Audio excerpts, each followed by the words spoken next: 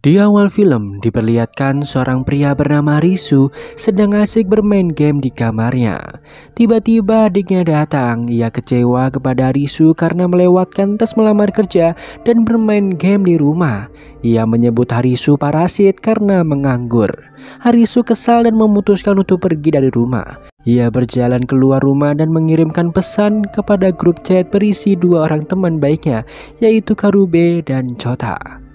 Di lain tempat, Karube dipukul bosnya karena ketahuan selingkuh dengan kekasih bosnya di tempatnya bekerja. Namun Karube memukul kembali bosnya hingga ia dipecat. Di sisi lain, Chota sedang memberikan uang kepada ibunya. Ia terlihat kesal dan mengatakan bahwa ini adalah uang terakhir yang bisa ia berikan. Ibunya tidak mengerti maksud Chota. Chota bekerja di salah satu perusahaan di kota Shibuya. Ia memiliki nasib pekerjaan yang lebih baik dibandingkan Harisu dan Karube. Tiganya sama-sama memiliki hari yang buruk. Akhirnya mereka memutuskan untuk bertemu di depan stasiun Shibuya. Setelah bertemu, mereka mengobrol sambil memandangi orang yang berlalu lalang. Chota membayangkan jika tiba-tiba di kota Shibuya terdapat zombie. Harisu mengatakan jika hal itu terjadi, maka hanya Karube yang akan selamat karena ia jago berkelahi. Namun Karube mengatakan ia sangat yakin bahwa hanya Harisu yang akan selamat. Harisu bingung kenapa Karube berkata demikian. Tiba-tiba Karube menggendong Harisu di pundaknya. Mereka bertiga tertawa lepas melupakan masalah yang terjadi. Akibat aksi mereka, kekacauan lalu lintas pun terjadi, membuat polisi mengejar ketiganya. Karena panik, mereka bersembunyi di toilet stasiun Shibuya. Tiba-tiba listrik toilet mati dan suara ramai orang di luar mendadak sunyi. Mereka bertiga mencoba memeriksa keadaan di luar. Ketika mereka keluar, keadaan di sekitar stasiun sangat sepi.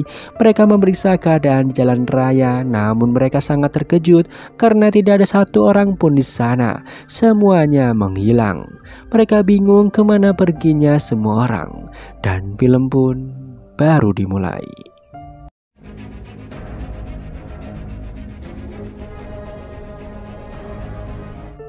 Harisu, Karube, dan Chota berpencar ke seluruh tempat. Mereka merasa sangat aneh mengapa tiba-tiba aktivitas di seluruh kota terhenti dan semua orang menghilang entah kemana. Bahkan ponsel mereka tidak berfungsi.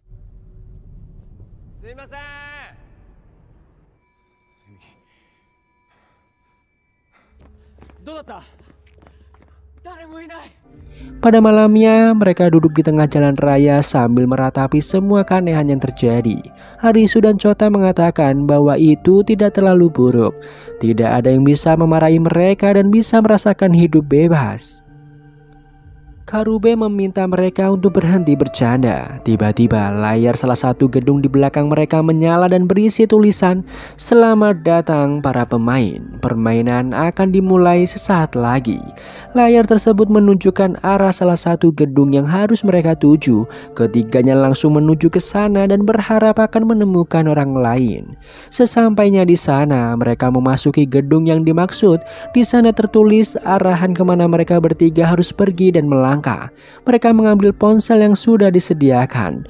Ponsel itu tidak memiliki sinyal, hanya ada petunjuk permainan.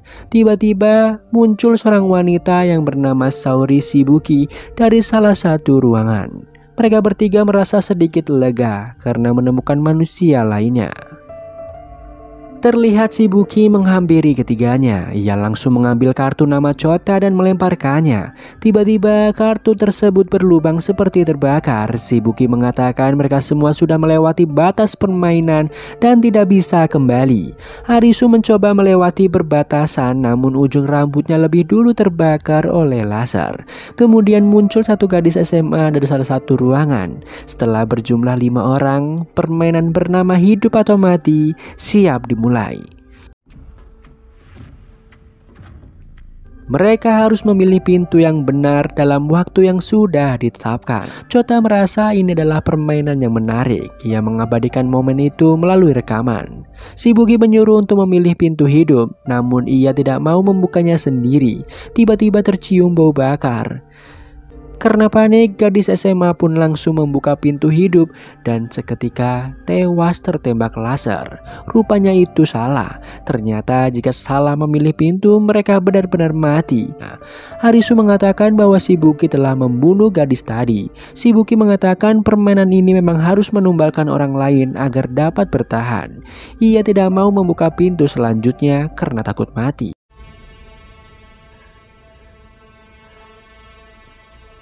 Akhirnya Karube membuka pintu hidup dan mereka semua selamat.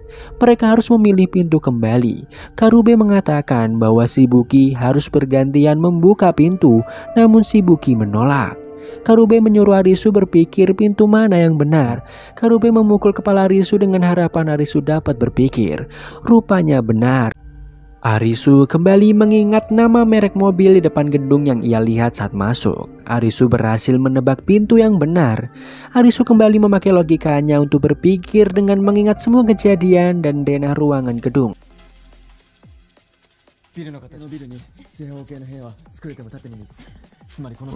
Arisu kembali berhasil menebak pintu yang benar. Karube, Chota, dan Shibuki kagum dengan kecerdasannya. Selanjutnya Arisu berhasil menebak pintu yang benar. Ruangan selanjutnya sangat berbeda karena tidak ada pintu di depan mereka, hanya terletak di kanan dan kiri. Arisu kesulitan menemukan teka-teki pintu selanjutnya. Beruntung Chota sempat merekam video di awal ruangan. Arisu pun berhasil menemukan pintu hidup dan mereka semua selamat. Kaki Chota terbakar api karena terlambat masuk. Shibuki berterima kasih kepada Arisu karena telah membantunya selamat. Di ponsel mereka bertulis visa selama 3 hari. Mereka akan mati jika selama 3 hari tidak mengikuti permainan.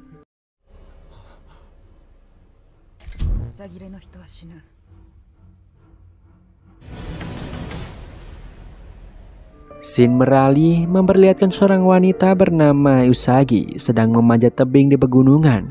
Tiba-tiba ia terpeleset, beruntung ia langsung diselamatkan oleh ayahnya. Ia berjanji akan terus bertahan di permainan itu untuk ayahnya. Esok harinya Arisu memasuki salah satu mobil di kota Shibuya. Ternyata mobil itu tidak dapat berfungsi. Ia juga melihat sayuran yang sudah membusuk seperti sudah ditinggal lama oleh pemiliknya. Semua barang yang beroperasi melalui papan sirkuit elektronik tidak dapat berfungsi.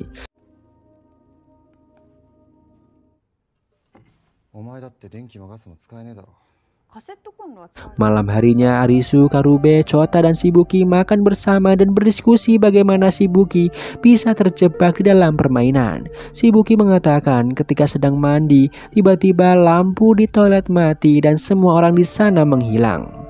Ia tiba di permainan ketiga hari yang lalu. Ia sudah lebih dulu terjebak dalam permainan itu. Saat itu semua orang mati kecuali Shibuki. Arisu merasa waktu berjalan lebih cepat dari biasanya. Arisu yakin bahwa ada orang yang telah menciptakan permainan kematian ini. Ketika sedang mengobrol, Chota merasa luka bakar di kakinya semakin parah. Arisu dan Karube memutuskan bermain berdua saja dalam permainan selanjutnya dan berharap dapat bertemu dokter untuk mengobati luka Chota. Usagi memasuki gedung permainan selanjutnya, disusul oleh Arisu dan Karube. Pemainnya berjumlah 13 orang. Seorang pria mengatakan bahwa setiap kartu memiliki arti. Skop artinya pertarungan fisik, keriting pertarungan tim, wajib pertarungan kecerdasan dan hati permainan pengkhianatan. Sementara arti angka dalam kartu itu menunjukkan tingkat kesulitan. Permainan kali ini disimbolkan 5 skop, yaitu kejar-kejaran. Jika ingin selamat, mereka harus lari dari pengejar dan mencari zona aman tersembunyi selama 20 menit. Para pemain segera berlari menemukan zona aman dengan membuka satu persatu pintu. Namun ada satu pria misterius bernama Chishia. Terlihat sangat tenang dan tidak berusaha melarikan diri. Tiba-tiba terdengar suara tembakan. Pengejar berhasil menembak satu pemain. Ia memakai topeng berbentuk kuda. Arisu dan Karube bersembunyi di balik dinding. Pengejar berhasil menembak beberapa pemain lainnya. Di sisi lain, Chota dan Shibuki justru melakukan hubungan terlarang di gedung penginapan mereka. Pengejar terus menembak pemain yang tersisa. Arisu berteriak pada pemain lainnya untuk saling memberitahukan lokasi pengejar karena pandangan pengejar terbatas dan tertutup topeng. Usagi segera memberitahukan lokasi pengejar. Pengejar mencoba menembak Usagi, namun Usagi berhasil menyelamatkan diri dengan memanjat gedung.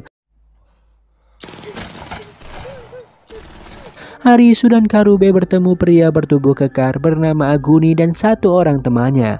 Aguni memerintahkan Arisu untuk mencari zona aman. Sementara Karube diperintahkan untuk membunuh pengejar bersamanya menggunakan semprotan gas. Aguni menumbalkan satu orang temannya untuk memancing kehadiran pengejar dan temannya pun tewas. Ketiganya terlibat baku hantam. Arisu berhasil menemukan pintu zona aman. Tak disangka, Chiziya pun sudah mengetahui letak zona aman itu. Ketika masuk, pengejar mencoba menembak keduanya. Chiziya dan Arisu terpisah ke dalam dua ruangan yang berbeda. Arisu naik ke atas balkon dan berteriak kepada temannya untuk membantu menekan tombol selesai. Tombol itu harus ditekan oleh dua orang yang berbeda. Instruksi tersebut didengar oleh Usagi. Ia bergegas memanjat apartemen untuk membantu Arisu. Pengejar dan Arisu terlibat baku hantam. Chiziya berusaha membantu, namun pengejar terus menembakkan pistol ke arahnya. Di sisi lain, perut Karube terluka akibat tertusuk pedang pengejar. Waktu tersisa 1 detik lagi. Beruntung Arisu dan Usagi berhasil menekan tombol selesai secara bersamaan. Akhirnya permainan berakhir. Topeng pengejar terlepas. Arisu dan Usagi terkejut karena sosok di balik topeng itu hanyalah seorang wanita tua yang di lehernya terpasang chip ledakan. Ketika waktu habis, chip itu meledak. Di lain tempat, Aguni berhasil memukul pengejar hingga tewas dan mengambil semua persenjataan. Karube mendekati teman Aguni yang sudah tewas. Ia menemukan alat komunikasi HT di kantong celananya. Karube mendengar seorang berkata bahwa ia memerintahkan teman Aguni yang sudah tewas untuk kembali ke pantai. Karube terkejut kenapa alat komunikasi itu bisa berfungsi dan apa maksud perkataan pria itu. Ia berbalik badan dan mencoba bertanya kepada Aguni. Tak disangka Aguni menghilang seketika tanpa jejak.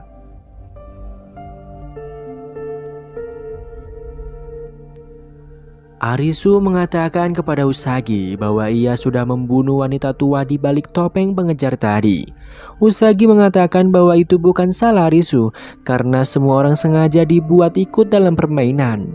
Di dalam ruangan, Chiziya menemukan sebuah kertas yang berisi kode gambar di dalam kantong baju milik pengejar.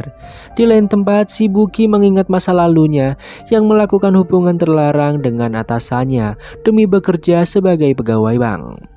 Ia bertekad untuk bertahan dalam permainan kematian ini. Arigatou na. Dou suru? Itte miru ka? Ore wa biichi ni iku. Mae de hito ga shinden no ni sa.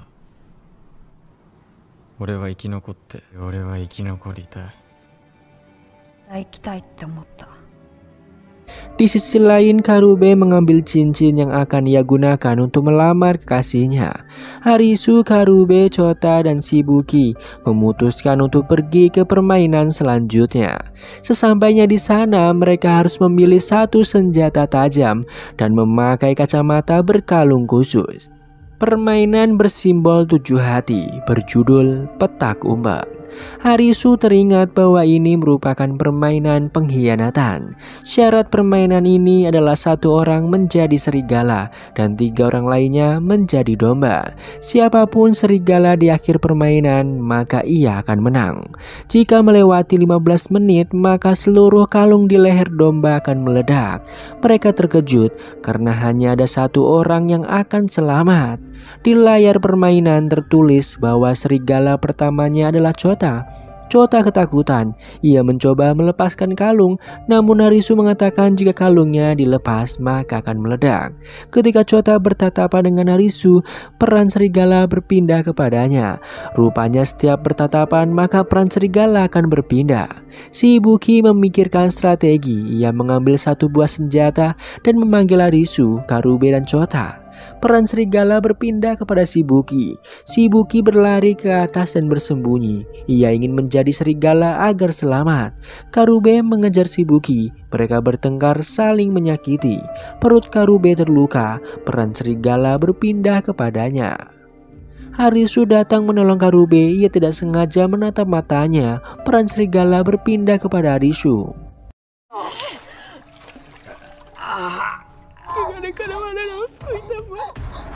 ちょっと俺に時間くれ。なんとか解決の方を考えてるから。 Shibuki ingin menyerang Harisu namun dihalangi oleh Chota. Chota menyuruh Harisu dan Karube untuk pergi. Harisu mengatakan akan memikirkan solusinya. Ia bersembunyi untuk melepaskan kalung peledak dengan obeng namun gagal. Ia ingin memotong kalung peledak namun ia juga takut mati. Harisu meminta maaf kepada teman-temannya. Karube terus mencari keberadaannya. Harisu menangis mengingat semua kenangan bersama Karube dan Chota sebelum permainan dimulai.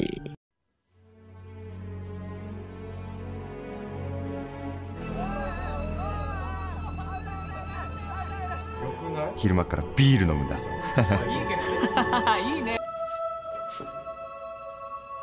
Karube dan Chota selalu ada untuk menghiburnya ketika ayah dan adiknya tidak pernah menganggap kehadiran Harisu. Mereka sering menghabiskan waktu bersama dan bersenang-senang. Waktu tersisa 3 menit, Harisu memutuskan untuk mundur dari permainan. Ia sangat menyayangi sahabatnya, hanya Karube dan Chota orang yang Harisu punya. Ia berlari mencari keberadaan Karube dan Chota. Chota menutup mulut Shibuki agar tidak berteriak dan menarik tubuhnya untuk ikut bersembunyi dari Harisu. Waktu habis, chip di leher Karube, Chota dan Shibuki meledak. Harisu pun menangis dengan penuh penyesalan. Keesokannya, Usagi menangkap kelinci buruannya. Sepulang dari taman, ia melihat Harisu tergeletak di jalanan. Harisu mengatakan bahwa ia ingin mati. Mendengar hal itu, Usagi pergi meninggalkannya. Ia pun menyantap makan malamnya di sebuah ruko kosong yang ia jadikan tempat tinggal selama permainan berlangsung. Keesokan harinya turun hujan. Ketika sedang berjalan, ia melihat Harisu masih tergeletak dengan posisi yang sama seperti kemarin. Harisu seperti tidak punya harapan hidup lagi. Scene berganti ke masa lalu Usagi. Usagi dan ayahnya gemar mendaki gunung. Saat itu Usagi dikerubungi banyak wartawan yang ingin mewawancarai ayahnya, yaitu Shigenori Usagi, terkait isu pendakian solo tanpa bantuan oksigen di Gunung Everest. Sesampainya di rumah, ia melihat ayahnya sudah berkemas dengan membawa tas ransel besar. Ayah Usagi tidak tahu siapa yang telah menyebarkan berita palsu itu, namun ia menjadi tertantang untuk benar-benar membuktikannya. Semenjak kejadian itu, Usagi tidak pernah bertemu kembali dengan ayahnya. Ayahnya menghilang secara misterius. Usagi frustasi dan lemas tak berdaya di kamarnya. Persis seperti posisi Harisu saat ini. Usagi tidak tega melihat keadaan Harisu. Ia membawa Harisu ke tempat tinggalnya. Setelah terbangun, Harisu menangis dan bercerita kepada Usagi bahwa ia sangat menyesal karena merasa sudah membunuh sahabatnya. Usagi menyuruh Harisu makan untuk bersiap pada permainan selanjutnya. Keesokan harinya, seperti biasa, Usagi selalu berlatih fisik di pagi hari. Ketika kembali ke tempat tinggalnya, ia masih melihat Harisu terbaring. Usagi membujuknya untuk bermain pada permainan selanjutnya agar visanya tidak kadaluarsa. Usagi berterima kasih kepada Harisu karena saat permainan kejar-kejaran, Harisu membantunya memberitahu lokasi pengejar sehingga ia bisa selamat. Usagi ingin membalas budi kepada Harisu. Setelah mendengar ucapan itu, Harisu bangkit kembali dan sebelum pergi, Usagi tidak lupa membawa bekal minum untuk berjaga-jaga. Malam harinya, Harisu dan Usagi pergi ke terowongan untuk permainan selanjutnya. Di sana terdapat satu bis yang berisi 3 pemain lainnya bernama Seizan Seizan, Takuma, dan Yamane. Permainan bersimbol 4 keriting berjudul jarak. Mereka harus bertahan untuk mencapai tujuan dalam waktu 2 jam. Mereka pikir satu-satunya cara yang harus mereka lakukan adalah berlari sejauh mungkin dari bus. Kaki Takuma terluka sehingga tidak bisa berlari. Yamane mencoba menyalakan bus namun tidak bisa karena kehabisan solar. Takuma menyuruh pemain lainnya untuk pergi meninggalkannya sendirian di dalam bis. Dengan terpaksa Arisu, Usagi, Seizan, dan Yamane berlari menjauhi bus itu dan meninggalkan Takuma sendirian. Di tengah perjalanan mereka melihat banyak botol air minum. Arisu mengambil botol tersebut dan ingin meminumnya. Namun Usagi menghalanginya. Ia berpikir bahwa itu adalah jebakan. Beruntung Usagi sempat membawa bekal air minum tadi pagi. Ia memberikan air minumnya kepada yang lain. Kemudian mereka kembali berlari. Di tengah perjalanan tiba-tiba muncul seekor singa hitam besar. Para pemain berlari dan bersembunyi di balik mobil. Singa mencoba menerkam Arisu. Beruntung Usagi mampu mengusirnya dengan api. Singa berhasil membunuh Seizan. Yamane merasa sedih karena Seizan dan Takuma merupakan teman baiknya pada permainan sebelumnya. Mereka pun melanjutkan perjalanan kembali dan melihat motor tua bermesin diesel terparkir di atas mobil. Namun motor itu tidak bisa menyala karena akinya habis. Arisu membawa motor tua itu dengan mendorongnya menuju bus di titik awal agar bus itu bisa mendapatkan solar dari motor. Jika bus itu menyala, ia akan menyelamatkan Takuma serta menyusul Usagi dan Yamane. Usagi dan Yamane berlari menuju titik akhir, sementara Arisu terus mendorong motor menuju bus. Waktu tersisa 15 menit lagi. Usagi dan Yamane tiba di titik akhir, ternyata itu adalah terowongan buntu. Mereka menunggu Arisu kembali. Waktu pun tersisa 5 menit lagi. Tiba-tiba terowongan buntu tersebut keluar air seperti tsunami. Usagi dan Yamane berlari berbalik arah, namun sayangnya Yamane terjatuh dan terbawa arus. Usagi terus berlari dan melihat Arisu datang dengan bus. Takuma mengendarai bus sementara Arisu berhasil meraih tangan Usagi untuk masuk ke dalam bus. Waktu pun habis. Mereka keluar dari dalam bus yang sudah terguling. Bus itu bertuliskan tujuan. Rupanya tujuan akhir permainan itu memang di titik awal. Seharusnya para pemain tetap berada di dalam bus. Mereka bertiga berhasil dalam permainan ini. Takuma mengucapkan selamat tinggal pada Usagi dan Arisu. Ia berharap ia bisa bertemu kembali suatu saat nanti. Arisu berkata kepada Usagi bahwa akan menemukan tempat bernama pantai seperti ucapan Karube. Ia berharap dapat mengembalikan dunia seperti semula dan menemukan dalang di balik permainan kematian ini. Arisu pun naik sepeda bersama Usagi untuk berpindah ke kota lain. Mereka membawa tas berisi perbekalan.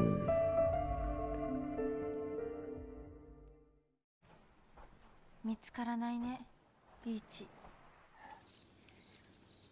俺のビザもあと3日。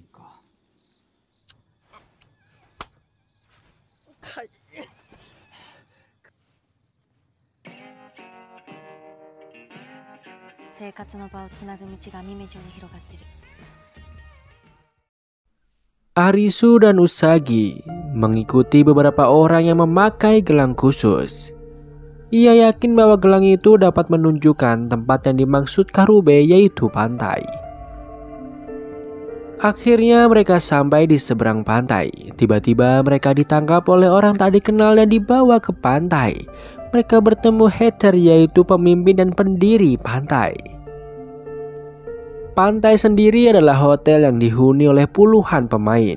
Terdapat pula beberapa anggota eksekutif pantai. Hater meminta Arisu dan Usagi untuk membantunya mengumpulkan semua kartu agar dapat memenangkan permainan. Jika semua kartu sudah terkumpul, maka akan ada satu atau lebih orang yang bisa kembali ke dunia nyata. Arisu dan Usagi harus mengikuti aturan yang ada di sana. Di sana semua orang dapat dengan bebas bersenang-senang. 裏切り者には死を。じゃない。私が選んだ道。ついてる。また一歩出国に近づく。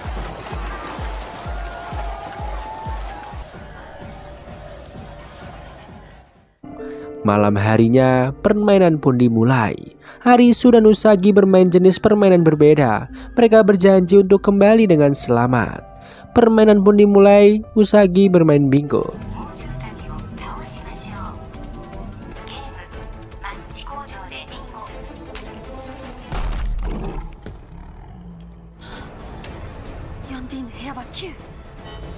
Sementara Arisu diberikan ujian untuk menjadi anggota eksekutif pantai. Permainan disimbolkan 4 wajik berjudul bola lampu. Arisu harus menebak saklar lampu yang tepat. Jika waktu habis, kolam akan dipenuhi air dan semua pemain akan mati. An sebagai salah satu anggota eksekutif yang ikut bermain. Sebenarnya ia sudah mengetahui trik permainan tersebut, namun ia hanya ingin menguji Arisu. Waktu hampir habis, air memenuhi kolam dan semua pemain hampir tenggelam. Setelah berpikir keras dengan Arisu menemukan saklar yang benar yaitu A. Ketika Arisu menjawab, An juga menjawab hal yang sama. Akhirnya mereka berhasil menyelesaikan permainan. Arisu segera mencari Usagi.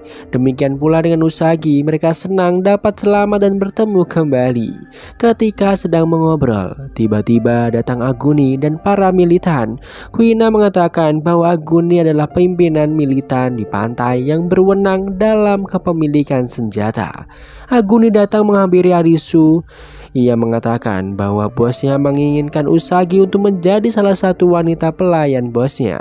Arisu mencoba menghalanginya. Sepertinya Arisu dan Usagi sudah saling tertarik satu sama lain. Tiba-tiba Heather muncul seperti seorang pahlawan yang membela Usagi. Tak disangka bahwa bos yang dimaksud Aguni adalah Heather itu sendiri.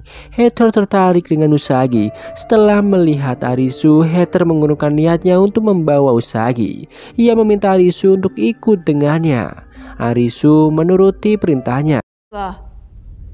今までゲームに出現していない。ビザ切れに注意しつつハートの銃の出現を待とう。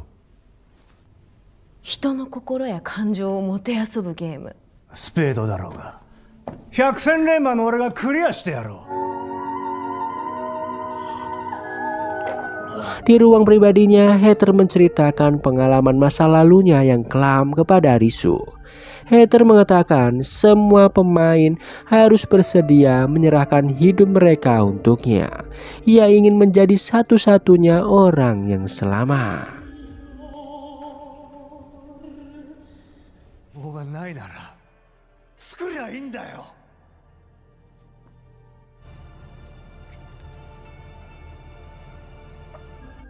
Arisu dan Usagi mengumpulkan informasi mengenai pantai. Arisu terkejut ketika melihat tumpukan maya di tempat sampah. Tiba-tiba Chisiya dan Kuina muncul. Mereka mengatakan setiap pengkhianat akan dibunuh oleh pasukan militan. Namun Chisiya dan Kuina berencana untuk mencuri semua kartu milik Heather agar bisa mengembalikan dunia seperti semula. Arisu tertarik mendengarnya. Malam hari tiba, Heather ikut dalam permainan di luar wilayah pantai.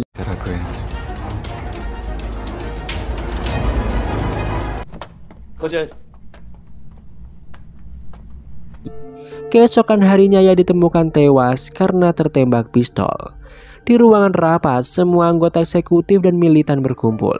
Niragi sebagai anggota militan berinisiatif untuk menjadikan Aguni sebagai pimpinan pantai yang baru. Namun anggota eksekutif lainnya seperti An, Mira, dan Kuzuryu tidak setuju. Niragi memaksa mereka untuk memilih Aguni. Akhirnya semua orang di ruangan sepakat Aguni menjadi pimpinan baru untuk menggantikan Heather.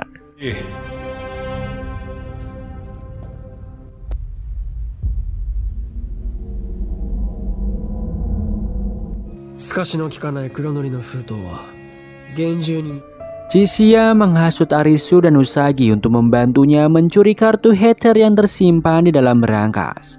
Kode berangkas disimpan di dalam amplop hitam yang disegel. Aguni dan para militan mengadakan pidato di depan semua penghuni pantai. Di saat itulah Chishia, Kuina, Risu, dan Usagi melancarkan aksinya. Chishia memerintahkan Harisu untuk mengambil semua kartu di dalam berangkas dan akan memberitahu kodenya nanti jika berangkas sudah ditemukan. Kemudian ia, Usagi, dan Kuina bertugas mengawasi militan.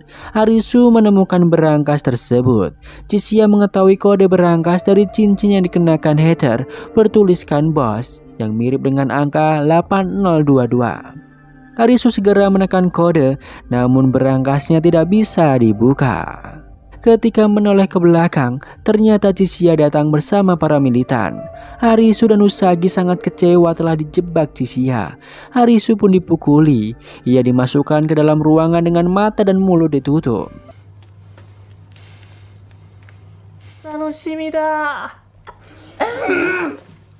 Malam harinya, An mengambil peluru dari tubuh Heather. Di sisi lain, Chishia mencoba mengambil semua kartu Heather itu sendiri. Kuina membantu mengawasinya. Chishia mengetahui tempat berangkas yang asli. Saat sedang menangkap Harisu, Aguni menatap lukisan bergambar rusa. Chishia yakin kode di dalam amplop milik Heather bukanlah angka, namun hanya kode gambar rusa. Sebenarnya Aguni juga tidak mengetahui kode asli berangkas tersebut.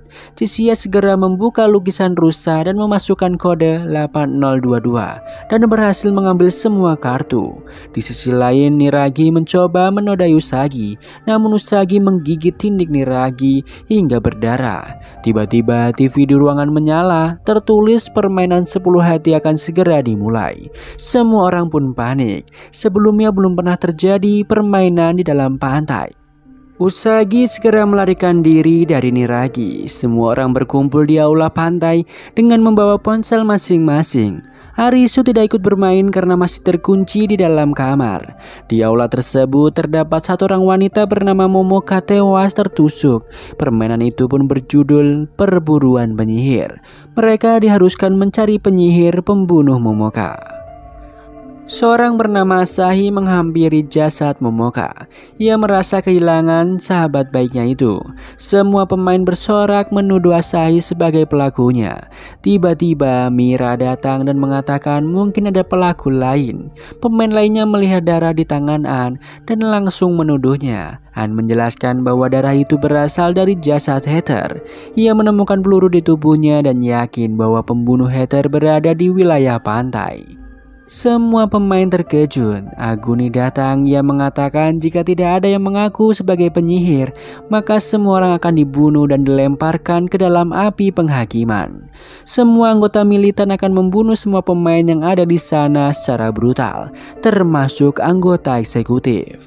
Akhirnya Usagi, Asahi, Tata bekerja sama mencari kamar tempat Harisu disekap.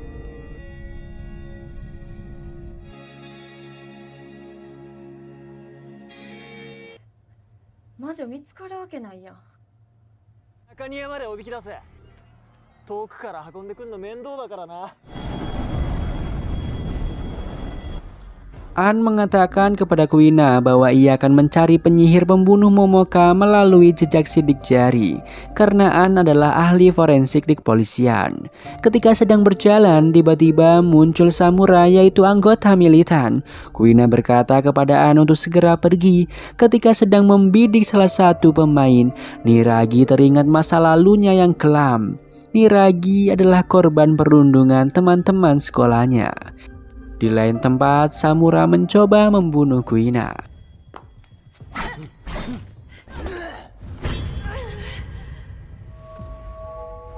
Kuina teringat akan masa lalunya yang merupakan transgender. Kuina sering berlatih karate dengan ayahnya. Ayahnya sangat kecewa ketika melihat Kuina menjadi transgender. Kuina pun memutuskan untuk pergi dari rumah. Kemudian Chishia datang menghampiri Niragi. Mereka berdebat. Niragi kesal dengan tingkah Chishia. Ia berniat menembaknya dengan pistol. Chishia melemparkan semua kartu dan menembak Niragi dengan tembakan api, membuat Niragi jatuh ke bawah gedung. Di lain sisi, Samura teringat akan masa lalunya yang terus bekerja di dalam kamar. Setelah terjebak di dalam permainan, ia mengubah total penampilannya agar bisa merasakan hidup bebas dengan memasang tato di sekujur tubuhnya. Di lain tempat, Arisu berhasil melepaskan diri dan berteriak meminta tolong. Usagi mendengar teriakan Arisu dan berusaha menolongnya. Asahi dan Tata melawan militan yang ingin menghalangi Usagi. Akhirnya Usagi berhasil menolongnya. Kuina memanfaatkan ilmu karatenya untuk melawan Samura. Kuina memiliki keinginan hidup yang besar demi bertemu ibunya di dunia nyata. Ia pun berhasil membunuh Samura. Di sisi lain, An berhasil menemukan sidik jari pembunuh Momoka. Ketika ingin memberitahu kepada semua orang, kepala An dipukul oleh militan hingga tak sadarkan diri. Di lain sisi, Arisu, Usagi, dan Tata sedang memikirkan siapa dalang dari permainan tersebut. Terlihat Arisu membayangkan jika ia menjadi master permainan. Akhirnya ia menemukan jawaban dan bergegas menuju aula utama untuk memberitahukan kepada semua orang. Di aula utama terlihat Aguni sedang membunuh banyak pemain di sana. Ia terkejut melihat Arisu berhasil lolos. Arisu pun mengajak Aguni untuk mencari bersama siapa penyihir tersebut. Namun Aguni justru memukulinya hingga berdarah. Usagi berusaha menolong namun Aguni mendorongnya. Usagi mengatakan bahwa Aguni adalah penyihir. Semua orang termasuk para militan di sana percaya dan ingin menembak Aguni. Namun Arisu mengatakan bahwa Aguni bukan penyihir, melainkan pembunuh Heather. 親友だったんじゃないのか。だ、本当は帽子屋と対立してたんじゃない。これからも続くのか。ここが希望の地だ。兵隊だ。我々全員で全てのカードを。Arisu mengatakan penyihir sebenarnya adalah Momoka. Artinya ia menusukkan pisau itu ke dadanya sendiri. Aguni teringat kembali peristiwa tewasnya Heather. Malam itu Heather dan Aguni berbincang di suatu tempat. Aguni mengatakan kepada Heather untuk menghentikan semua kebohongan di pantai. Menurutnya, pantai hanyalah sebuah tempat impian dan kebohongan demi terwujudnya keinginan Heather yang ingin bebas dari permainan. Heather mengorbankan banyak nyawanya untuk mengumpulkan semua kartu. Heather kesal dan menyebut Aguni sebagai pengkhianat. Ia mengeluarkan pistol dan mengarahkannya kepada Aguni. Aguni terkejut dan tidak percaya Heather berniat untuk membunuhnya. Saat itu juga ia mengeluarkan pistol. Ketika Heather mencoba menembak pistolnya, Aguni spontan menembaknya. Ketika itu Heather tewas dengan luka tembakan di dadanya. Aguni justru terkejut ketika melihat pistol Heather yang kosong. Rupanya Heather hanya ingin mengancamnya. Namun Aguni justru tidak sengaja menewaskannya. Aguni sangat menyesal telah membunuh sahabatnya sendiri. Tiba-tiba Asahi mengakui dirinya sebagai bandar permainan. Seketika itu ia tewas tertembak laser. An muncul bersama Kuina dan mengatakan bahwa penyihirnya adalah Momoka. Ia menemukan sidik jari Momoka pada pisau tersebut. Api penghakiman semakin membesar. Tiba-tiba muncul Niragi yang ternyata masih hidup. Ia menembakkan pistolnya secara brutal kepada seluruh pemain yang tersisa. Ketika ingin menembak Arisu dan Usagi, tiba-tiba muncul Aguni untuk menghadangnya. Aguni tertembak beberapa kali. Ia membawa Niragi menuju api penghakiman. Jasad Momoka segera dimasukkan ke dalam api penghakiman untuk menghentikan permainan 10 hati ini. ただ土に変えるだけ。みんな死んだ。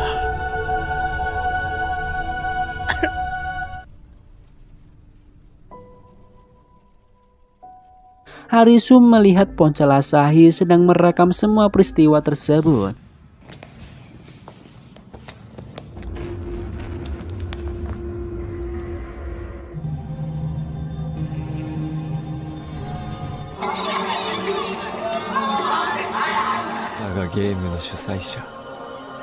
Malam harinya Arisu dan Usagi pergi menuju tempat bandar.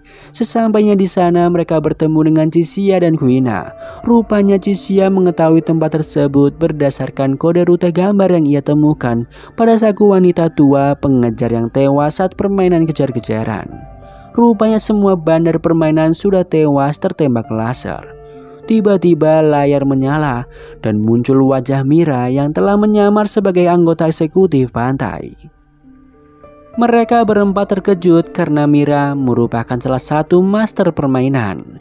Mira mengatakan di kota Shibuya akan ada permainan babak selanjutnya, yaitu kartu wajah. Dan film pun bersambung.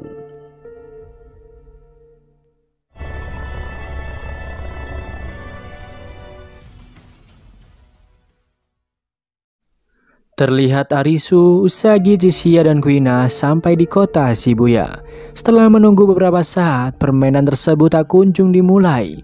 Nama dan aturan permainannya pun tidak dijelaskan. Tak lama kemudian muncul rombongan orang-orang dari pantai menggunakan mobil. Lalu muncul suara tembakan yang menembak semua orang secara brutal. Semua pemain berlari menyelamatkan diri. Penembakan itu mengingatkan Arisu akan masa lalunya ketika sedang bermain game tembak-tembakan di komputer.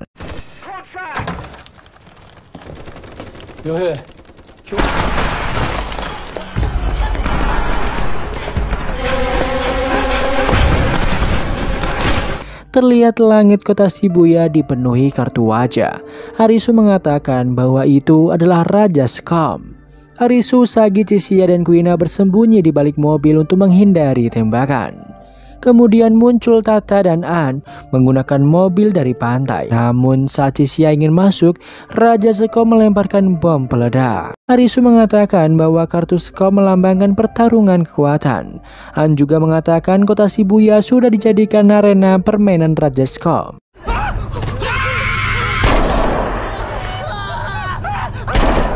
Tiba-tiba Raja Scum menembak mobil yang dikendarai Tata. Tata panik dan kesulitan mengendarai mobil. An berinisiatif untuk bertukar posisi dengan Tata dan segera menancapkan gas mobil untuk menghindar dari kejaran Raja Scum. Raja Scum terus mengejar dan menembaki mobil yang dikendarainya. Tiba-tiba mobil An menabrak mobil di depannya hingga terguling. Mereka berlima segera keluar dari mobil. Rupanya Raja Scum masih terus menembak. Mereka berlima segera berlari menghindar. Arisu, Usagi, Kuina, dan Tata bersembunyi di dalam gedung. Sayangnya An terpisah dari rombongan. Mereka yakin An dan Chishia dapat menjaga diri mereka masing-masing. Malam hari tiba, Arisu, Usagi, Tata, dan Kuina membagi tugas untuk mempersiapkan diri pada permainan selanjutnya. Arisu dan Usagi bertugas mencari bahan makanan, sementara Tata dan Kuina pergi mencari mobil. Di showroom mobil, Tata dan Kuina senang bisa bebas memilih mobil-mobil mewah, namun mereka tetap ingin kembali ke dunia nyata. Di lain sisi, Arisu dan Usagi mengambil bahan makanan. Usagi berpura-pura menjadi kasir untuk menghibur Arisu. Mereka tertawa bersama. Arisu mengatakan jika Usagi menjadi kasir, pasti banyak pria yang menyukainya karena ia sangat manis. Usagi pun tersipu malu. Kemudian Arisu duduk dan membayangkan masa lalunya ketika makan mie bersama Karube dan Chota. Ia sangat bahagia dan mengajak Usagi untuk segera kembali ke dunia nyata. Namun Usagi justru merasa sedih ketika teringat masa lalunya yang kelam. Usagi mengatakan ia tidak ada harapan untuk kembali ke dunia nyata karena ayahnya sudah meninggal ketika mendaki gunung. Mendengar cerita itu, Arisu langsung memeluknya. Ia mengatakan akan selalu menjaga Usagi meskipun harus mengorbankan nyawanya. Usagi mengatakan tidak semua orang bisa memahaminya, termasuk Arisu. Kemudian Tata dan Kuina berhasil menemukan mobil baru untuk perjalanan mereka esok hari. Keesokannya, Arisu menyusun strategi baru untuk mengikuti permainan lain agar dapat terhindar dari penembakan Raja Scum. Ia mengatakan setiap kartu wajah masing-masing memiliki master permainan yang disebut Raja, Ratu, dan Cheng. Setiap master permainan tidak mungkin saling mengganggu permainan lainnya. Usagi, Tata, dan Kuina setuju dengan ide Arisu. Mereka memutuskan untuk mengikuti permainan Raja Keriting di kota lain. Sesampainya di sana, pemain harus berjumlah 5 orang. Tiba-tiba muncul Niragi yang ternyata masih hidup dan akan ikut bersama mereka. Niragi berjanji tidak akan memperlambat pergerakan dan akan bekerja sama. Mereka berlima pun memasuki area permainan dan bertemu tim Raja Keriting. クラブのキングキューマだ。よろしく。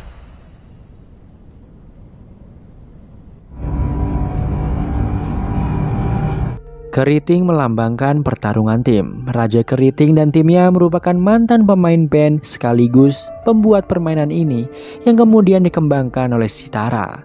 Chitara mengatakan, ini pertama kalinya game ini dimainkan, bahkan mereka belum pernah mencobanya. Dalam permainan itu, Raja Keriting sama sekali tidak memakai sehelai pakaian. Raja Keriting mengenalkan semua timnya dan menjelaskan aturan permainan tersebut. Batas waktu permainan ini adalah 2 jam. Masing-masing tim diberi 10.000 poin awal. Sistem pembagian poin dibagi sesuai keputusan masing-masing tim. Cara menambah poin adalah dengan bertarung atau menyentuh lawan, menyentuh benda dan markas. Angka di gelang melambangkan jumlah poin.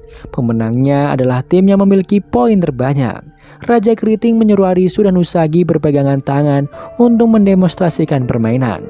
Ia mengatakan bahwa mereka seperti pasangan yang serasi.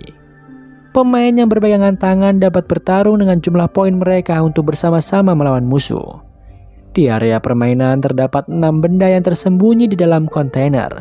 Apabila ada yang mampu menemukannya, poin mereka bertambah 2.500. Jika menyentuh markas tim lawan akan mendapatkan poin ekstra yaitu 10.000. Permainan pun dimulai. Tim Raja Keriting menuju markasnya. Setelah berdiskusi, Arisu memutuskan untuk membagi poin berdasarkan kecepatan lari. Pelari cepat dan lambat akan dipasangkan menjadi satu tim untuk bersiap melawan musuh. Arisu berpasangan dengan Kuina dan Usagi berpasangan dengan Neragi. Sementara Tata memiliki poin 100 karena hanya bertugas menjaga markas. Ia dapat memiliki poin tak terhingga jika terus menyentuh markas. 警戒し合っててもつまんないからやろう。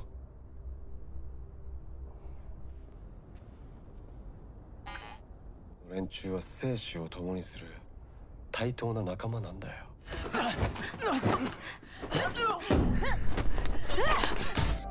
Pada sesi pertama, Arisu dan tim berhasil memperoleh poin lebih unggul, dikarenakan tim Raja Keriting membagi poin sama rata antar anggotanya.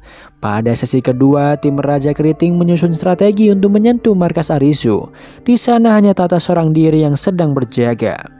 Tata panik melihat semua anggota Raja Keriting berusaha menyentuh markas.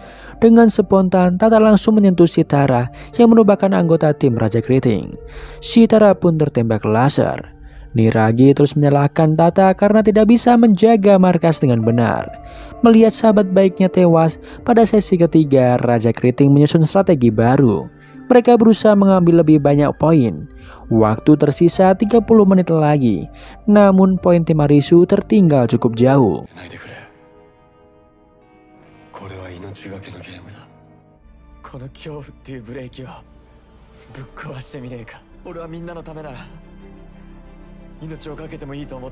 Pada sesi keempat, Arisu dan tim mencoba menyentuh markas lawan. Namun tetap saja tim Arisu masih tertinggal 3.000 poin. Mereka semakin putus asa. Usagi optimis bisa mendapatkan benda untuk menambah poin. Ia pergi sendirian dan akhirnya berhasil menemukan benda sehingga poin bertambah 2.500. Tersisa 500 poin untuk menyamai kedudukan dengan Raja Keriting. Sebelum pergi, Arisu memberikan semangat kepada Tata yang terus disalahkan oleh Niragi. Arisu mengucapkan terima kasih karena Tata sering menghibur dan membantunya. Mendengar ucapan Arisu, Tata seperti memiliki semangat baru dan mulai membantu tim. Di lain sisi, Niragi kesal karena poin tim Arisu selalu lebih rendah. Mulutnya mengeluarkan darah dan berpikir akan segera mati. Niragi pergi menemui Usagi dan ingin menodainya sebelum ia benar-benar mati. Usagi menolak dan meminta tolong kepada Arisu. Namun Arisu tak mungkin mendengarnya. Niragi kesal karena Usagi dan semua orang yang tak pernah suka padanya. Ia membenturkan kepala Usagi ke tanah hingga pingsan. Di sisi lain, Tata mengingat masa lalunya yang begitu menyedihkan saat menjadi mekanik mobil.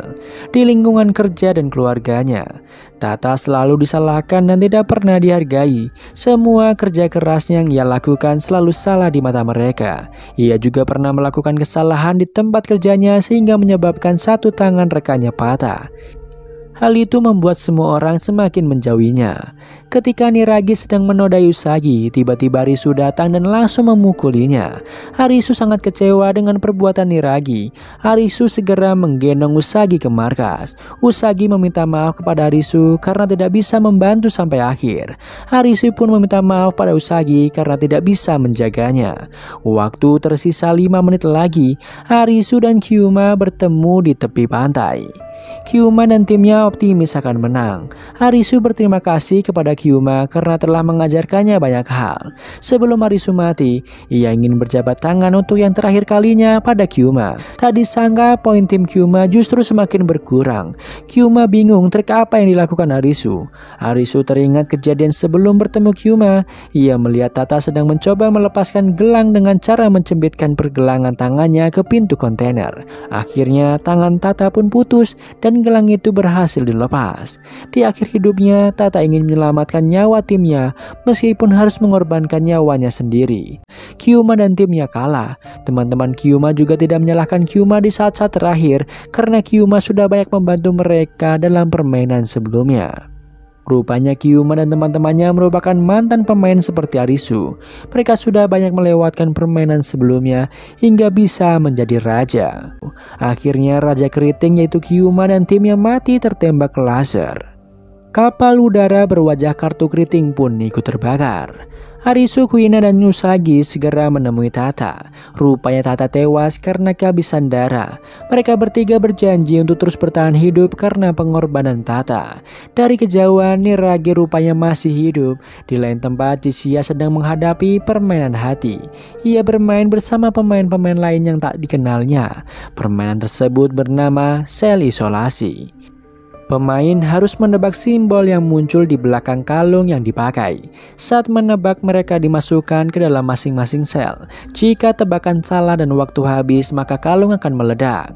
Ruangan tersebut sudah disediakan banyak persediaan makanan karena permainan tersebut tidak memiliki batas waktu. Di antara pemain ada seorang Jack Hati yang menyamar sebagai pemain. Mereka harus menebak siapa Jack Hati tersebut. Para pemain membentuk regu-regu kelompok dan sepakat untuk saling memberitahu simbol yang ada di belakang kalung mereka. Permainan pun dimulai. Chichiya hanya bekerja sama dengan satu pemain yaitu Ipei. Chichiya memperhatikan semua gerak-gerik pemain yang mencurigakan. Ia penasaran siapa Jack Hati yang menyamar tersebut. Awalnya semua berjalan lancar. Para pemain saling memberitahukan kode di balik kalung mereka. Salah satu pria mengatakan permainan tidak akan berakhir sampai satu dari mereka mulai berbohong. Pria tadi menyuruh salah satu orang untuk berbohong.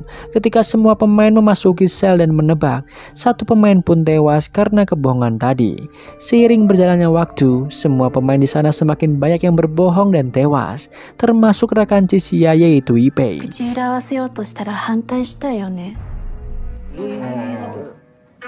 あなたのマークは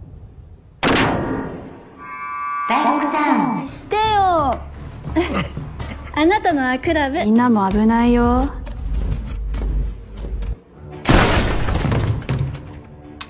というタブーを犯せばグループは崩壊する。恵まれてたんだね。もう降りる。 Kini hanya tersisa 5 orang pemain yaitu Chichiya, 2 orang pria misterius bernama Banda dan Matsushita, dan 2 orang sepasang kekasih bernama Yaba dan Kotoko. Karena kehilangan rekannya yaitu Ipei, Chichiya berusaha bekerjasama dengan keempat pemain lainnya. Di ruang makan, ia mengajak Matsushita untuk bekerja sama. Ia memberitahu bahwa Banda yang merupakan rekan Matsushita adalah seorang pembunuh. Chichiya mencurigai Banda adalah Jack Hati. Matsushita tidak percaya dengan perkataan Chichiya dan tidak ingin bekerjasama dengannya. Chichiya memberitahu dengan jujur simbol di kalung Matsushita. Namun Matsushita justru membohongi Chichiya. Ia berkata kepada Banda bahwa Chichiya adalah Jack Hati yang sebenarnya. Ia berharap Chichiya akan mati. Dari kejauhan, Yaba berkata pada Kotoko bahwa ia curiga dengan Banda adalah Jack Hati. Karena Chishia tidak percaya dengan Matsushita, ia berniat untuk bekerjasama dengan Kotoko. Chishia memberitahu simbol Kotoko dengan jujur, namun Kotoko tidak mau memberitahu simbolnya.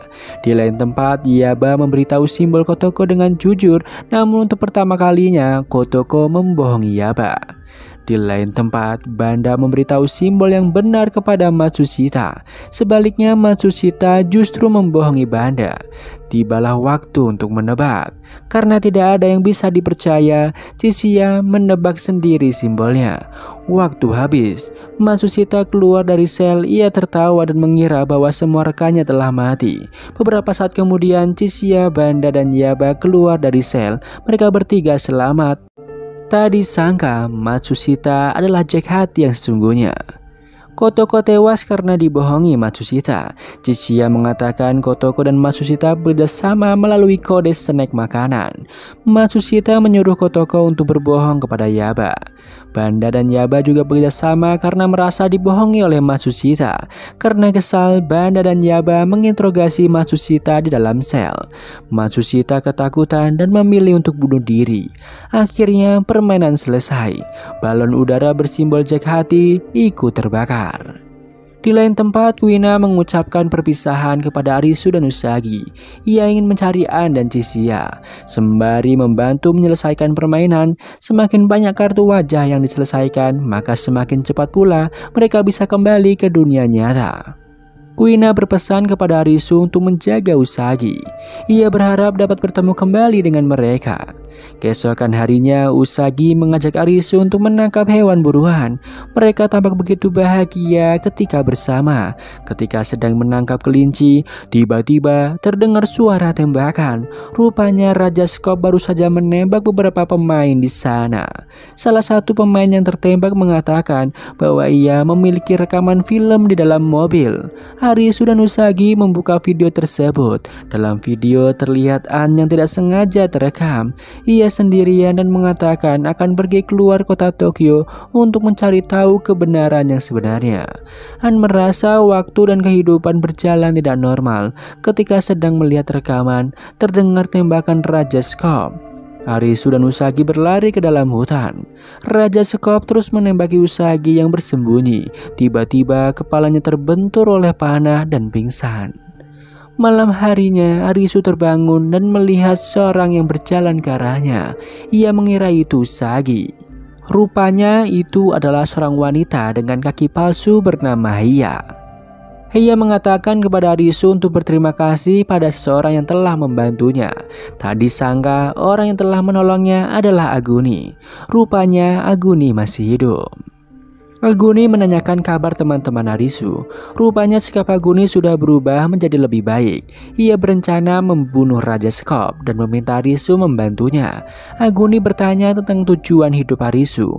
Aguni tidak memiliki tujuan hidup dan tempat untuk kembali. Ketika ingin tidur, ia teringat masa lalunya. Ia adalah seorang gadis SMA yang hobi memanah. Sepulang sekolah bersama teman-temannya, tiba-tiba ia melihat kembang api besar di langit kota Shibuya. Ia tidak ingat apa yang terjadi. Seketika ia sudah berada di area permainan 7 skop berjudul Mati Mendidih. Para pemain harus menyelamatkan diri dari gedung sebelum runtuh. Permainan pun dimulai. Tanah mulai bergetar dan bangunan runtuh. Ia terus berlari melarikan diri. Saat ia terbangun, kaki kirinya tertusuk besi. Ia pun berhasil mencabut kakinya dari besi itu dan kembali melarikan diri. Scene berganti kembali ketika hantu Heather selalu mendatangi Aguni. Heather mengatakan Aguni ingin membunuh Raja Skop untuk menebus kesalahannya pada semua orang. Keesokan paginya, Aguni, Heiya, dan Arisu menyusun strategi untuk membunuh Raja Skop. Rupanya Heiya juga menyukai Arisu. Di tengah perjalanan, Arisu bertanya kepada Heiya apakah ia pernah kehilangan seseorang yang berharga. Heiya menjawab tidak, ia hanya kehilangan sebagian dirinya yang berharga, termasuk kaki kirinya. Ia teringat kembali kejadian saat itu ketika sedang berusaha melarikan diri. Ia melihat di bawah terdapat air mendidih. Ia berhalusinasi dengan melihat mendiang ibunya yang sudah meninggal dunia muncul di dalam air tersebut. Ibunya menyuruh Haya untuk turun agar selamat dari reruntuhan. Haya lompat ke dalam air. Anehnya air itu mendadak tidak panas dan ibu Haya menghilang. Kemudian ia berjalan untuk mencari pertolongan. Sesampainya di kota, ia bertemu seorang dokter yang menyarankan kakinya untuk segera diamputasi karena sudah membusuk. Dokter itu meminta bayaran dengan cara melakukan hubungan terlarang dengan Haya. Haya tidak memiliki pilihan lain selain menuruti kemauannya. Itulah alasan Haya ingin terus bertahan dalam permainan ini. Ia tidak ingin menyia-nyiakan pengorbanannya di masa lalu. Di tempat lain, Usagi pergi mencari Arisu. Karena lapar, ia masuk ke dalam sebuah rumah. Ternyata di dalamnya terdapat satu wanita dan satu anak laki-laki. Wanita itu memberikan Usagi biskuit. Ia mengatakan bahwa anak laki-laki itu bukanlah anaknya. Ia menemukannya ketika sedang mengikuti permainan. Visa anak tersebut juga akan habis hari ini. Malam harinya, Aguni, Arisu, dan Haya melancarkan aksinya. Aguni menjadikan Arisu sebagai umpan bagi Raja Skop. Ketika Raja Skop datang menembak Arisu, Aguni dan Haya bersiap untuk menyerang. Aguni menembaknya dengan pistol, namun Raja Skop masih hidup. Aguni mengatakan Raja Skop adalah tentara bayaran yang memakai rompi anti peluru. Raja Skop menyerang Arisu hingga Arisu terjatuh ke sungai.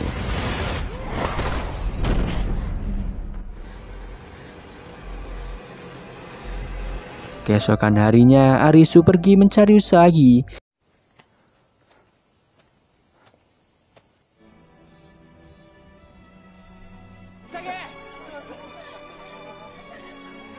Di lain tempat, Kuina berusaha memenangkan permainan Jack Skop. Malam hari, Usagi dan anak kecil itu bermain dengan Ratu Skop. Usagi senang ketika melihat Arisu datang. Arisu sengaja mengikuti permainan Ratu Skop agar bisa bertemu Usagi. Namun, permainan itu adalah skakmat. Tim pemain harus melawan tim Ratu. Ratu Skop memilih anak kecil tadi sebagai raja pemain. Raja tidak boleh berpindah tim. Tim Ratu terdiri dari 4 orang, sementara tim pemain 16 orang. Aturannya, tim Ratu akan mengejar tim pemain dengan menekan tombol di belakang punggung mereka. Setelah 5 menit, giliran tim pemainnya mengejar tim Ratu. Tim dengan anggota lebih sedikit akan mati. Permainan pun dimulai. Semua tim pemain berlari dari kejaran tim Ratu. Di babak pertama, tim Ratu berhasil mengambil 13 orang tim pemain. Ratu Skop memperdaya tim pemain untuk bergabung dengannya agar bisa selamat. Tim pemain pun terperdaya. Mereka bekerja sama untuk bergabung ke dalam tim Ratu. Kini tim pemain hanya tersisa 3 orang, yaitu Arisu, Usagi, dan anak kecil yang menjadi raja. Arisu dan Usagi berjanji pada anak itu untuk selalu melindunginya. Mereka berusaha memenangkan pertandingan tersebut.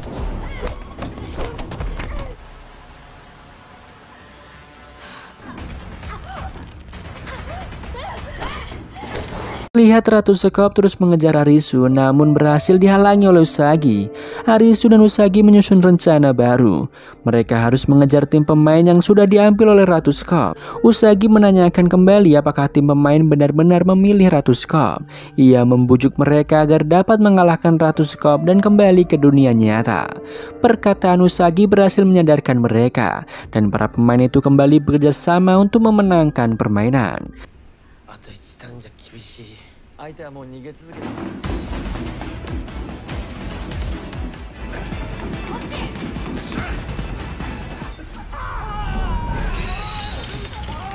Setelah melewati beberapa babak permainan, tim Arisu berhasil mendapatkan 19 pemain. Anggota tim Ratu hanya tersisa 1 orang, yaitu Ratu Skop. Waktu pun habis. Ratu Skop tewas terbakar laser. Semua pemain bersyukur bisa selamat dan mengucapkan perpisahan kepada Arisu dan Usagi. Arisu dan Usagi pergi dari area permainan dan melanjutkan perjalanan. Setelahnya mereka menemukan sumber air panas di sisa-sisa reruntuhan gedung dan mandi bersama di sana. Di lain sisi, Chishia dan 3 pemain lainnya mengikuti permainan logika berjudul neraca. Mereka melawan Raja Waji yaitu Kazuryu yang selama ini menyamar sebagai anggota eksekutif pantai. Permainan pun dimulai. Mereka harus menebak angka yang mendekati kebenaran. Pemain yang memiliki poin -10 akan disiram oleh asam belerang sampai mati mendidih. Setelah melewati beberapa babak, 3 pemain lainnya tewas tersiram asam belerang. Kini tersisa 2 pemain yaitu Raja Waji dan Chishia. Di sela-sela permainan, Chishia teringat masa lalunya yang merupakan seorang dokter. Sementara Kuzuryu merupakan seorang pengacara. Chishia mengetahui Kuzuryu sedang mencari keadilan nilai kehidupan. Ia melontarkan beberapa kalimat yang mampu menyadarkan Kuzuryu. Chishia mengerti bahwa kemungkinan besar ia akan kalah melawan seorang raja. Ia memberitahu angka pilihannya dan memberi Kuzuryu kesempatan untuk membunuhnya. Tak disangka, Kuzuryu memutuskan untuk membiarkan Chishia memenangkan permainan. Ia mengucapkan terima kasih kepada Chishia karena sudah membuatnya sadar untuk memutuskan pilihan jalan hidupnya. Ia ingin permainan yang dibuatnya ini dimainkan dengan penuh keadilan. Waktu pun habis. Kuzuryu sebagai Raja Waji tewas tersiram asam belerang. Akhirnya Chishia berhasil memenangkan permainan itu. Terlihat Kuina dan Anna bertemu kembali dalam permainan Ratu Keriting. Mereka bekerja sama untuk memenangkan permainan tim. Para pemain yang lain juga berusaha untuk menyelesaikan permainan semua kartu wajah. Kini hanya tersisa 2 kartu wajah. Semua pemain berkumpul di kota Shibuya. Di persimpangan jalan, Arisu, Chishia, dan Niragi bertemu kembali. Niragi mengajak Arisu dan Chishia untuk baku tembak. Chishia dan Arisu bersembunyi di balik mobil untuk menghindari tembakan Niragi. Arisu teringat kenangannya bersama Karube. Ia mengatakan tidak ingin kembali ke dunia nyata dengan menjadi orang yang lemah dan egois. Tiba-tiba datanglah Usagi.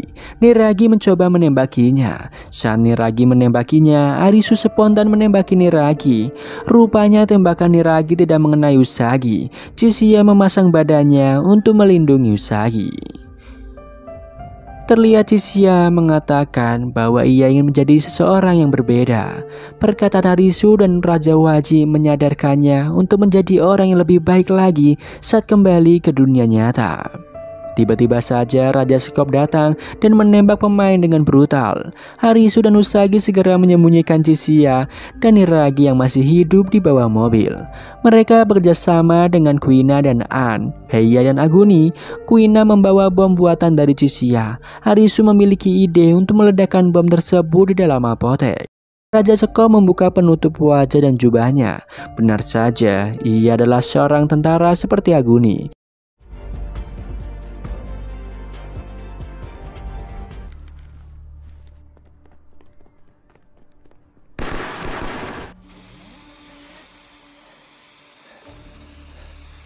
Saat Raja Skop ingin menembak Aguni, Heiya datang memasang badan untuk melindungi Aguni. Ketika melihat Heiya hampir mati, Aguni kesal dan bangkit melawan Raja Skop. Raja Skop menembak Han. Kuina dan Usagi berusaha menyerang Raja Skop, namun Raja Skop berhasil melukai perut Kuina dan kaki Usagi menggunakan pisau. Ia juga berhasil menembak Aguni. Setelah selesai memasang jebakan, Arisu keluar dari apotek. Ia terkejut melihat semua rekannya terluka parah, termasuk Usagi. Ia marah dan memancing Raja Skop untuk masuk ke dalam apotek. Dibantu dengan Aguni, Arisu dan Aguni berhasil meledakkan Raja Skop dengan bahan peledak. Aguni menyuruh Arisu untuk pergi ke permainan Ratu Hati. Aguni menemui Raja Skop yang ternyata masih hidup. Raja Skop meminta maaf. Ia menyuruh Aguni untuk menembaknya. Akhirnya Aguni menembak kepala Raja Skop hingga tewas. Setelah itu Aguni berniat bunuh diri. Tiba-tiba datanglah hantu Heather. Heather meminta maaf kepada Aguni karena sudah menyuruh Aguni berperan menjadi orang yang jahat.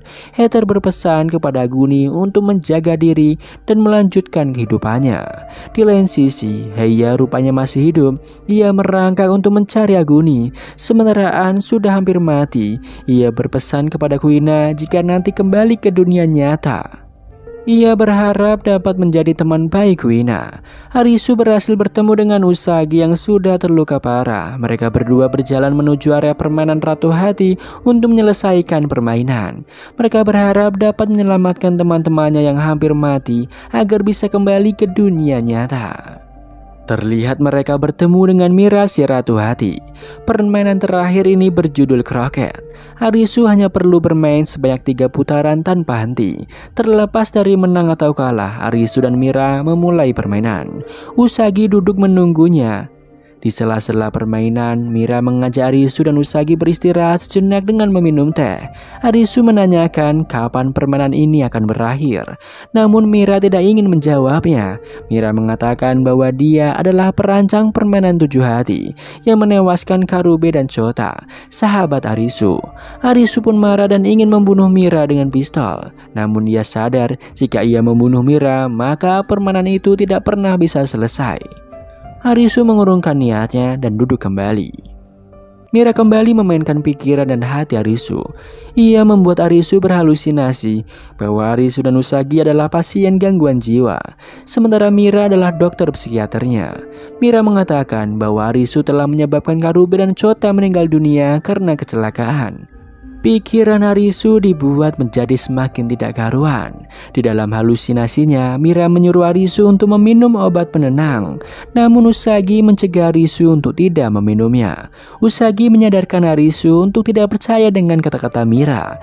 Ia berusaha mengeluarkan Arisu dari gangguan mentalnya dengan memotong pergelangan tangannya sendiri menggunakan pecahan gelas. Ia menyadarkan Arisu untuk segera menyelamatkannya yang hampir tewas. Arisu tersadar dari halusinasi dan melihat Usagi yang hampir kehabisan darah. Mira terharu melihat kekuatan cinta Arisu dan Usagi yang mampu menghilangkan halusinasi buatannya. Arisu dan Mira melanjutkan putaran ketiga permainan hingga malam hari. Di babak terakhir Arisu mampu memenangkan permainan. Permainan pun selesai. Mira tewas tertembak laser karena gagal mengacaukan pikiran Arisu. Akhirnya semua permainan benar-benar selesai. Semua pemain yang tersisa diberi 2 pilihan, yaitu menerima atau menolak untuk menjadi penduduk tetap permainan tersebut. Di sisi lain, Haya merangkak menuju Aguni. Aguni terkejut melihat Haya ternyata masih hidup. Ia meraih tangan Haya dan mereka berpelukan. Sepertinya Aguni dan Haya tertarik satu sama lain. Aguni, Haya, Chishia, Niragi, Kuina, Arisu, dan Usagi memilih untuk menolak menjadi penduduk tetap. Kuina memegang tangan An yang sudah tak sadarkan diri. Ia berharap bisa kembali ke dunia nyata bersama-sama. Sementara Yaba dan Banda menerima untuk menjadi penduduk tetap. Pemain yang menolak menjadi penduduk tetap kemudian terbangun dan kembali di dunia nyata. Ternyata mereka semua adalah korban selamat dari jatuhnya meteorit di kota Shibuya, Tokyo.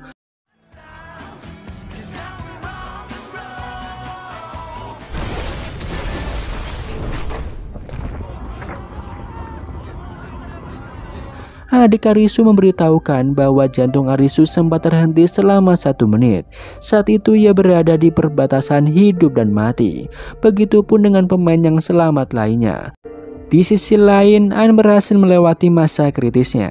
Terlihat keadaan di dunia nyata sangat mirip dengan yang terjadi selama permainan. Contohnya kaki Haya yang benar-benar diamputasi di dunia nyata. Para pemain yang selamat tidak ingat dengan pengalaman yang mereka alami di dunia lain.